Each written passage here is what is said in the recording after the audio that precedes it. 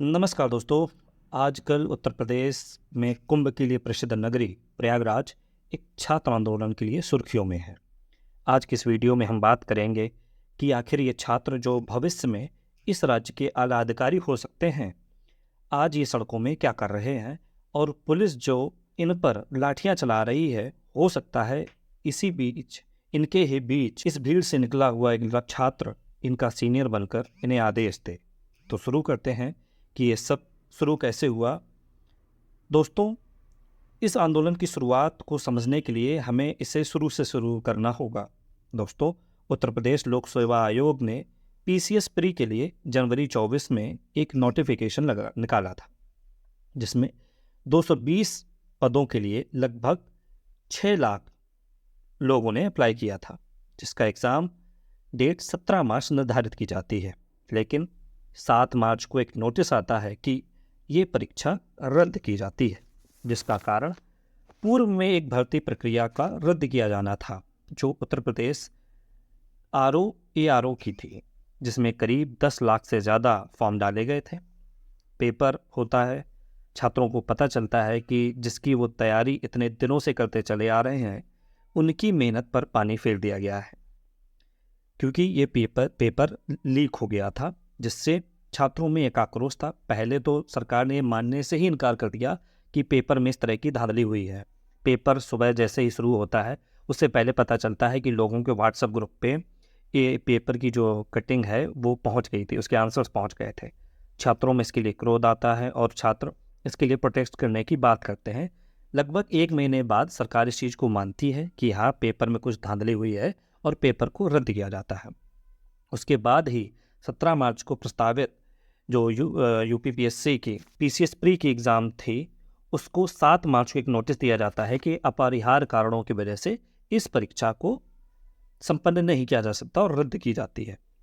इस ARO paper के leak होने से मुख्यमंत्री जी ने भी ट्वीट किया कि हम भर्ती प्रक्रिया को बहुत ही और कड़ा बनाएंगे, कानून बनाएंगे और अगले 6 महीने के अंदर इस प्रक्रिया को पूरा किया जाएगा।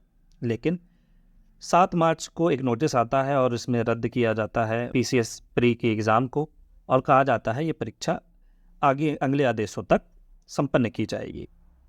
इसके बाद नोटिस आता है पीसीएस प्री के लिए और ARO के लिए कि आपका एग्ज़ाम दिसंबर माह में किया जाना है।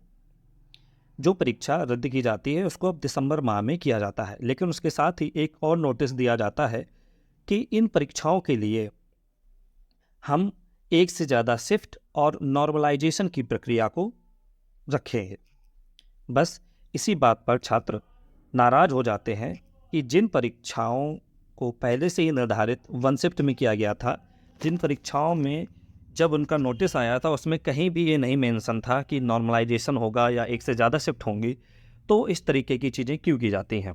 पता चलता है कि इस प्रक्रिया के लिए सरकार ने एक आयोग गठित किया था, जिसने बताया कि इतने ज़्यादा छात्र हैं, ज़्यादा जगह सेंटर बनाने से परीक्षा के लीक होने का खतरा बढ़ जाता है। इसके लिए हमें परीक्षाएं एक से ज़्यादा शिफ्ट में करनी पड़ेंगी और उस प्रक्रिया को मेंटेन करने के लिए हमें नॉर्मलाइजेशन प्रक्रिया को संपन्न करना पड़ेगा। दोस्तों, हम बात करते हैं कि ये नॉर्मलाइजेशन प्रक्रिया है क्यों। नॉर्मलाइजेशन प्रक्रिया ये है कि कोई भी परीक्षा अगर एक से अधिक दिन में या शिफ्ट में आयोजित की जाती है तो ये प्रक्रिया अपनाई जाती है और ऐसी ही प्रक्रिया कई परीक्षाओं में अपनाई जा रही है। लेकिन पीसीएस जैसे एग्ज़ामों में, ARO जैसे एग्ज़ामों में ये प्रक्रिया अभी तक नहीं थी। जो अभ्यर्थियों के अंक हैं वो नॉर्मलाइज यानी एक बराबर पैमाने पर लाए जाते हैं।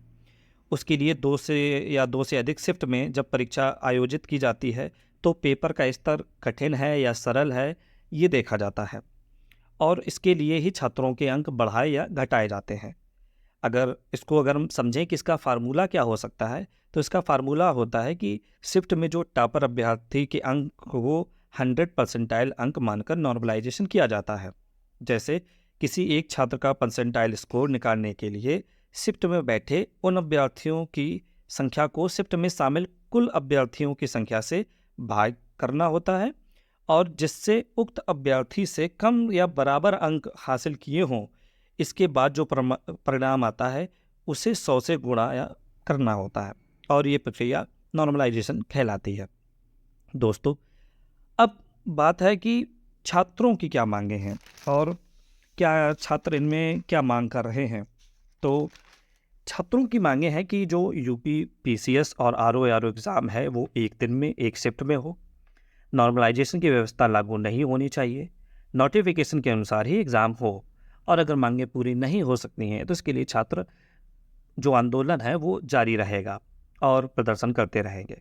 लेकिन सोचने वाली बात यह है कि जो सरकारें एक दिन में पूरे देश के इलेक्शन की बात करती हैं, वो एक दिन में 5 लाख 10 लाख छात्रों की परीक्षाएं क्यों नहीं करा सकते। दोस्तों, सबसे बड़ी बात यह है कि जब उत्तर प्रदेश लोक सेवा आयोग को ये जिम्मेदारी दी गई तो आयोग ने 75 जिलों में 41 जिलों को ही सेंटर बनाया।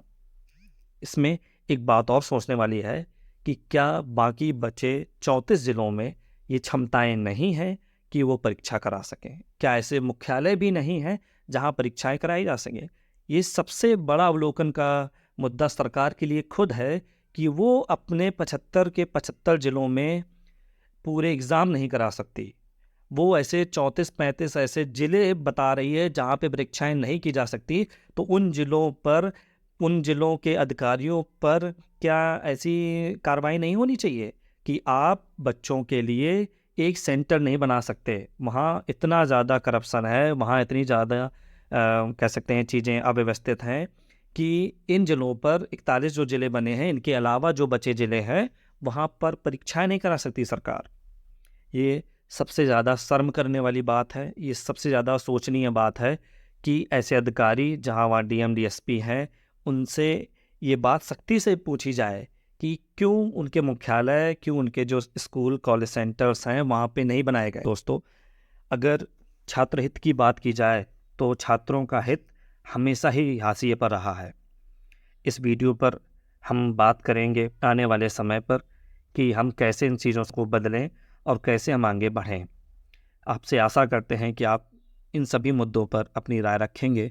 तब तक के लिए धन्यवाद।